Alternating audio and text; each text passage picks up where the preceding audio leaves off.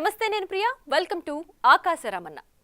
Janasena Tirupati in charge Kiran Royal రాజకీయ జీవితానికి check పడనుందా అంటే జరుగుతున్న పరిణామాలతో రాజకీయ పరిశీలకులు అవునని అంటున్నారు. జనసేన ఆవిర్భావం నుంచి ఇప్పటి వరకు పార్టీ అధ్యక్షుడు పవన్ కళ్యాణ్ పై ఈగ వాలనీయకుండా పార్టీ వాయిస్ వినిపించిన కిరణ్ రాయల్ పై ప్రస్తుతం జరుగుతున్న ప్రచారాలు, వినిపిస్తున్న ఆరోపణలు కలకలం రేపుతున్నాయి. అవన్నీ ఆయన స్వయంకృత అపరాధమా, లేక స్వపక్షంలోని శత్రువులు, విపక్ష నేతలు కలిసి చేస్తున్న కుట్రలా? కిరణ్ రాయల్ వెనుక అసలేం జరుగుతోంది?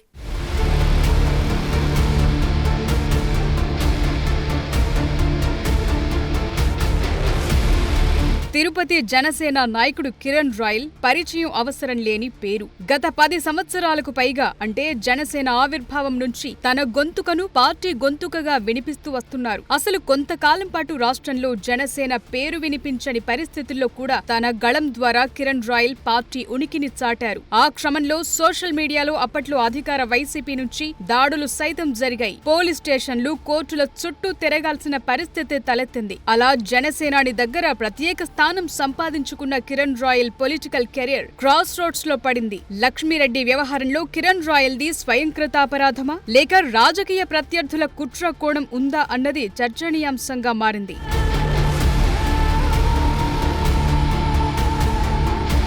లక్ష్మీరెడ్డి తిరుపతి నగరానికి చెందిన మహిళ. ఆమె భర్త కరోనా సమయంలో మరణించాడు. అంతకు మునిపే వారి ఇంటి పక్కన ఉన్న కిరణ్ రాయల్ తో ఆమెకు సన్నిహిత సంబంధాలున్నాయన్న ప్రచారముంది. వారి మధ్య ఆర్థిక లావాదేవీలతో పాటు పలు లావాదేవీలు నడిచినట్లు చెప్తుంటారు. ఆ విషయం లక్ష్మీరెడ్డి తాజాగా మీడియా ముందుకొచ్చి ఒప్పుకుంది. ముఖ్యంగా ఆమె బయటపెట్టిన ఫోటోలు, వీడియోలు వారిద్దరి సాన్నిహిత్యానికి అద్దం పట్టాయి. అయితే ఇవన్నీ మార్ఫింగ్ అంటున్నారు కిరణ్ రాయల్. వారం క్రితం కిరణ్ రాయల్ తో కలిసి లక్ష్మీరెడ్డి దిగిన సెల్ఫీ వీడియో విడుదల తరువాత మొత్తం వివాదం బయటపడింది. కిరణ్ రాయల్ పై ఆమె విడుదల చేసిన సెల్ఫీ వీడియోను వైసీపీ నేతలతో పాటు కొంతమంది జనసేన నేతలు సైతం ఫార్వర్డ్ చేయటమే కాకుండా ఆయనపై వెంటనే పార్టీ హైకమాండ్ కు ఫిర్యాదు చేశారని తెలుస్తోంది.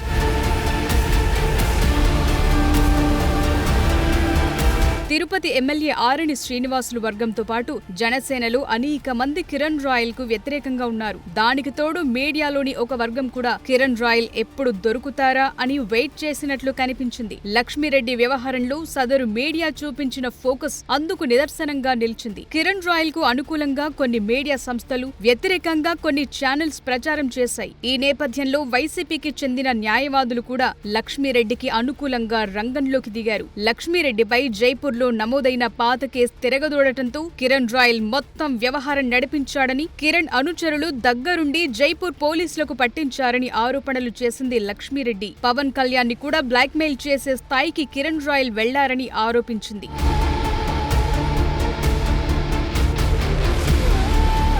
మొత్తం మీద లక్ష్మీరెడ్డి ఆరోపణలు, వీడియోలు బయటకొచ్చిన తరువాత పార్టీ వ్యవహారాలకు దూరంగా ఉండమని కిరణ్ రాయల్ కు జనసేన పెద్దలు ఆదేశాలు జారీ చేశారట. ఆ విషయం తెలిసి కిరణ్ రాయల్ వ్యతిరేక వర్గం ఇక ఆయన పని అయిపోయిందని, పార్టీ నుంచి దూరమైనట్లేనని ప్రచారం మొదలుపెట్టారు. మరోవైపు కిరణ్ రాయల్ వర్గం మాత్రం లక్ష్మీరెడ్డి వివాదం ముగిసే వరకు కిరణ్ రాయల్ ను పార్టీకి దూరంగా ఉండమని చెప్పారని, కిరణ్ పై పవన్ కు ప్రత్యేక సానుభూతి ఉందని, ఖచ్చితంగా కిరణ్ ను పార్టీలో కొనసాగిస్తారని అంటున్నారు.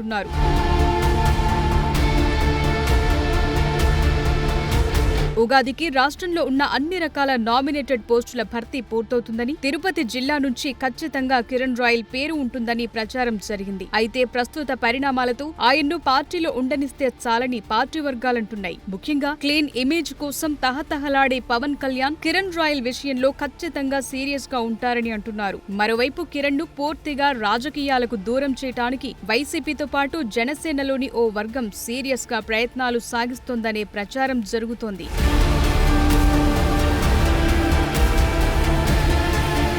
లక్ష్మీరెడ్డి తన ఫోటోలు, ఆడియోలు, చాటింగ్ స్క్రీన్ షాట్స్ ను మార్ఫింగ్ చేసిందని తాజాగా కిరణ్ రాయల్ పోలీసులకు ఫిర్యాదు చేశాడు. ఆ కేసులో లక్ష్మీరెడ్డితో పాటు పసుపులేటి సురేష్ అనే వైసీపీ నాయకుడిని నిందితులుగా చేర్చారు. గతంలో సురేష్ జనసేనలో యాక్టివ్ లీడర్ గా ఉండేవాడు. అయితే కిరణ్ రాయల్ తో పొసగక పార్టీ నుంచి బయటకు వెళ్లిపోయాడు. తాజా పరిణామాల నేపథ్యంలో గతంలో కిరణ్ రాయల్ తో విభేదించి పార్టీ నుంచి బయటకు పోయిన వారంతా ఏకమవుతూ ఆయన్ను ఎరికించడంలో కీలక పాత్ర వహిస్తున్నారు.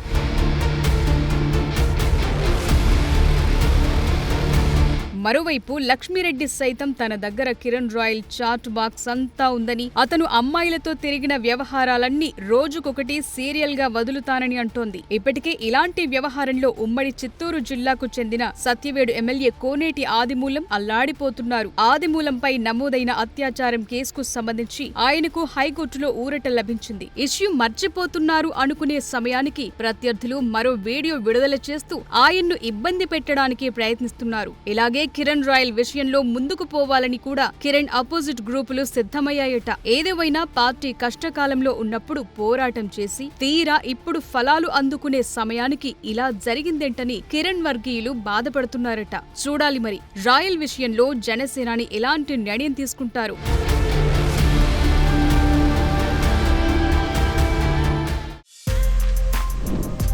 For more videos like this, subscribe Big TV channel.